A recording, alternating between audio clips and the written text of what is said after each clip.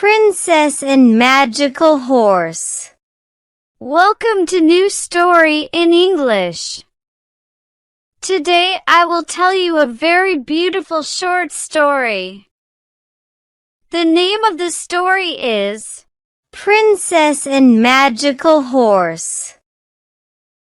Let's start reading this beautiful story. It was New Year in the city of Skyraz in Persia. The city square was full of people. The king and his family were there too. There was music and dancing. There were fire eaters and snake charmers. And of course, there was a lot of delicious food and drink.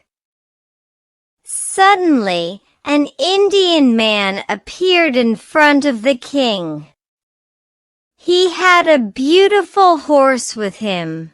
It was made of black wood. The Indian spoke to the king. "Your Majesty, this is a very special horse." "Really?" said the king. "Why is it special? What can it do?" "It can fly, Your Majesty. When I press this little button on its neck, it flies up into the air and takes me where I want to go." "Your horse is certainly a very special horse," said the king. "I'd like to have it for myself. I'll sell it to you, Your Majesty." "And what's the price?" asked the king. "Your daughter." "I want to marry your daughter," replied the Indian. "That's a very high price for a horse." "It isn't a high price for a horse that can fly, Your Majesty. Try it and you'll see for yourself." "Let my son, Prince Firas, try the horse," said the king. Prince Firas immediately jumped on the horse's back and pressed the button on its neck. The horse flew up into the air, into the clouds, and disappeared. The king was very angry. "Where is my son?" he shouted. "Bring him back." "I can't," replied the Indian. The king ordered his guards to put the Indian in prison. "My guards will kill you if Prince Firas isn't back in 3 months, he said. Meanwhile, the horse and the prince flew higher and higher. The prince was happy. He enjoyed flying on the horse. Then it began to get dark. "It's late," he thought. "I must land." He looked carefully at the horse's neck and saw another little button. He pressed it, and the horse landed on the terrace of a beautiful white palace. He got off and looked around him. There was a small door in the corner of the terrace. He opened it and saw some stairs. He went down them and into a long hall with many doors. There was a light under one of them, so he opened it. 6 guards were asleep on the floor. The light was coming from a lamp in another room behind a curtain. Prince Firas moved the curtain and looked in. He saw a big sofa and some women asleep around it. On the sofa, there was a very beautiful girl. Prince Firas touched her arm gently, and she opened her eyes. "Don't be afraid," he said. "I'm the son of the king of Persia. I don't want to hurt you. I'm lost and in danger. I'm the daughter of the Sultan of Bengal," said the princess. "Don't worry. You're safe in my palace."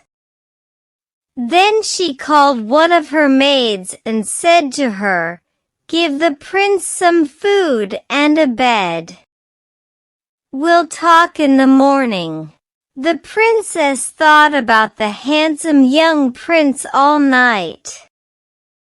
The next morning, she put on her most beautiful dress and finest jewels and went out into the garden. Prince Firas was there. He told her his story. "Dear princess, I must return home to my father," he said. "He doesn't know that I'm here."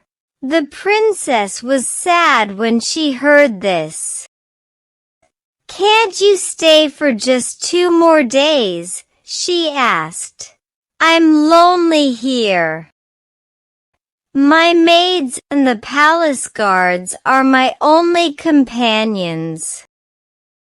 The prince looked at the sad face of the beautiful princess of Bengal and decided to stay. The days became weeks, and the weeks became months. The prince and the princess fell in love. They wanted to get married. One day, Prince Firas said, "I must go back to Persia. My father's waiting for me. Come with me. We can get married and live there." The princess agreed. So that night, they both got on the horse's back and flew across the skies to Persia. They landed in the garden of a small house outside the city. "Stay here tonight," he told her. "I'll come for you tomorrow." Then Prince Firas went to his father's palace.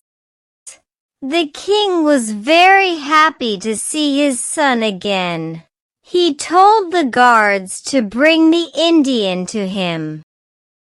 "Take your horse and never enter my kingdom again," he said to him. The Indian was angry with the king because he put him in prison. And he was angry with Prince Firas because he took his horse.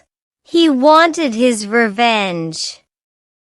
The palace guards told the Indian that his horse was in a house outside the city, so he went there the next day. A servant answered the door.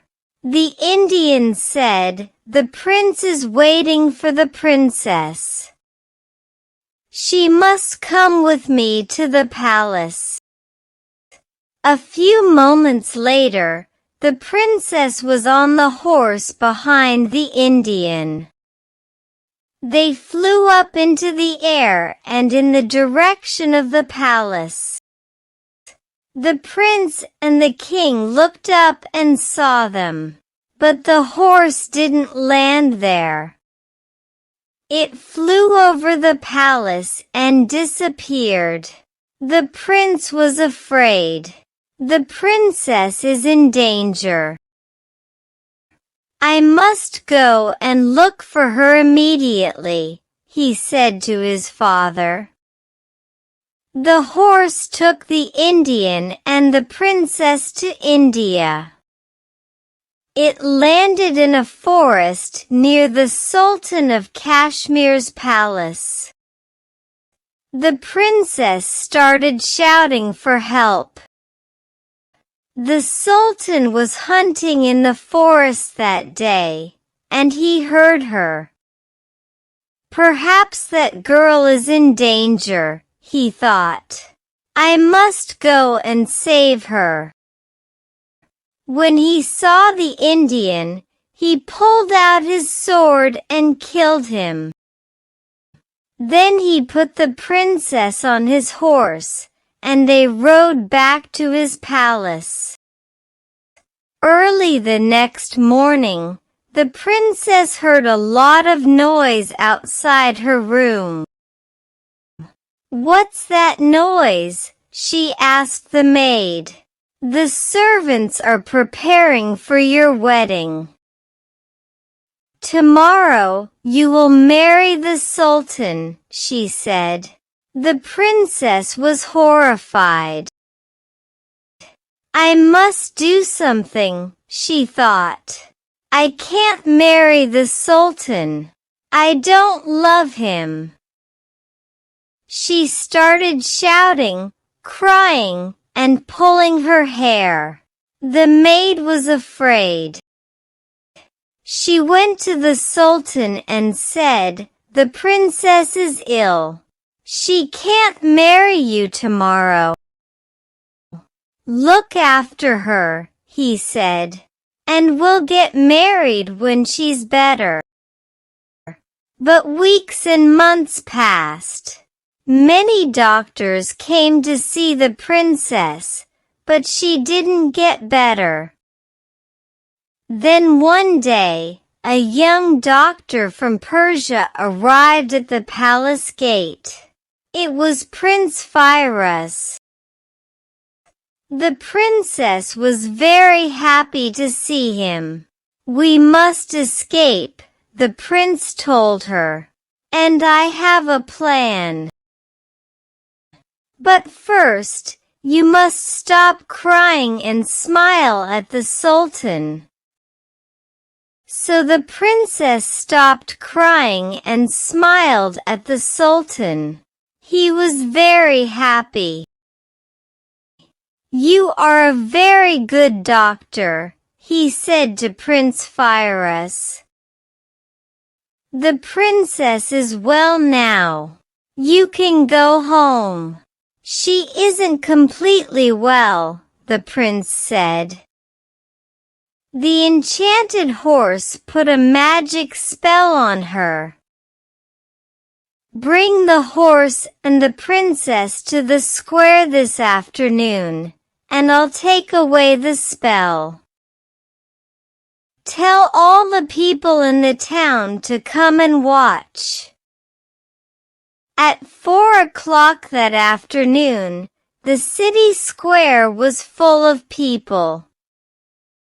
The Sultan and the princess were there too. When the guards brought the horse, Prince Firas made for fires around it. He said some strange words and threw some powder into the fires. Suddenly, there was a lot of smoke. It was impossible to see anything. At that moment, Prince Firas and the princess jumped on the horse's back, and the horse flew up into the air. Soon, they arrived at the king's palace in Skyraz. The king and his people were very happy to see them.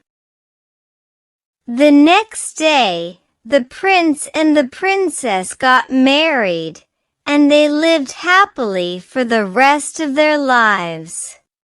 The end. Hope you have enjoyed the reading. Don't forget to like and subscribe to the channel. And find more fascinating and exciting stories from the description below the video.